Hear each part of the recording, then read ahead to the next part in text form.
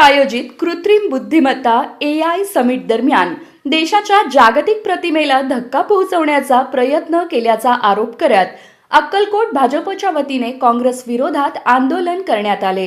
काँग्रेसने केलेल्या आंदोलनामुळे भारताची प्रतिमा मलिन करण्याचा प्रयत्न झाल्याचा दावा भाजपने केला।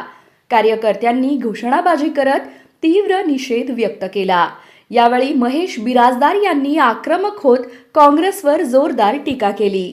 दिल्ली येथे आयोजित AI समिटमध्ये ज्या पद्धतीने देशाच्या प्रतिमेला काळिमा फासण्याचं काम काँग्रेस पक्षाने केलं, तंत्रज्ञान आपापलं विकसित तंत्रज्ञान दाखवण्यासाठी आलेल्या कंपन्या असतील, त्यांना दिल्ली येथे एक त्यांच्यासाठी परिषद आयोजित करण्यात आली होती आणि त्या परिषदेमध्ये जगभरातून वेगवेगळ्या देशांचे राष्ट्रपती, उद्योजक, मोठे मोठे बिझनेसमॅन आणि तंत्रज्ञानावरती काम करणाऱ्या कंपन्या, त्याच्यामध्ये मायक्रोसॉफ्ट असेल, गुगल असेल किंवा ChatGPT असेल, अशा प्रकारच्या कंपन्या हे भारताचं AI काय आहे हे बघण्यासाठी दिल्ली येथे आलेले असताना त्यांच्या समोर भारताच्या प्रतिमेला धक्का पोहोचवण्याचं काम काँग्रेसने केलेलं आहे। जे इन्व्हेस्ट करायला आले होते किंवा जे आपल्या देशातील कंपन्यांसोबत पार्टनरशिप करायला आले होते, तर त्या लोकांना असं जाणवलं की ज्या ठिकाणी सरकार आणि अपोजिशन भांडत असेल,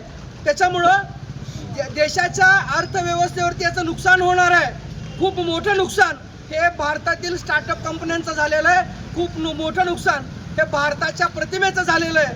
विरोधक बरोबर असतील, आम्ही चुकीचं असू किंवा आम्ही बरोबर विरोधक चुकीचं, हा राजकीय मुद्दा वेगळा आहे। पण AI तंत्रज्ञानावरती आयोजित हे प्रदर्शन हे देशाला एक आधुनिकतेकडे घेऊन जाणारं प्रदर्शन होतं। हे अमेरिकेपाठोपाठ, चायनाच्या पाठोपाठ भारताने सुद्धा AI तंत्रज्ञानामध्ये कूच करावी याच्यासाठी आपले प्रयत्न चालू होते। पण आपल्या या प्रयत्नाला आपल्याच देशातून विरोध होतोय, ही खरं तर निंदनीय गोष्ट आहे।